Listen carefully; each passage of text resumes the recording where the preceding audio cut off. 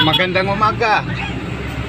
Kayong mga bakla ng Tagalog kung tawagin, bayot sa Cebuano, abgi sa Hilonggo, ano gyud dapat namin itatawag sa iyo? Sir o ma'am? Dahil nahirapan kami kung anong dapat namin tawag sa iyo, sa inyo. Baka magalit kayo kapag tawagin kayong ma'am o sir ba ang gusto niyo. Comment lang kayo kung ano ang dapat itatawag namin sa iyo.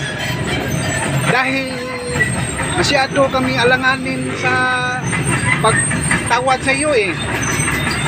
Dahil ito tungkol ito sa nag-viral sa Cebu na may babaeng pinatayo ng 2 oras dahil tinatawag niyang nagagalit dahil tinatawag niyang sir.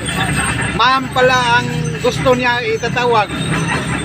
Kung kayo ang tatanungin ko, mga agi, bayot o bakla, ano dapat tawag namin sa iyo? Hindi sa huwag kayong magalit. Nagtatanong lang ako eh. Kasi dahil namasada ako ng tricycle.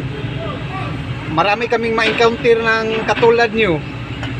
Dapat malaman namin kung ano ang dapat itatawag sa iyo, sir ba o ma'am. Comment lang.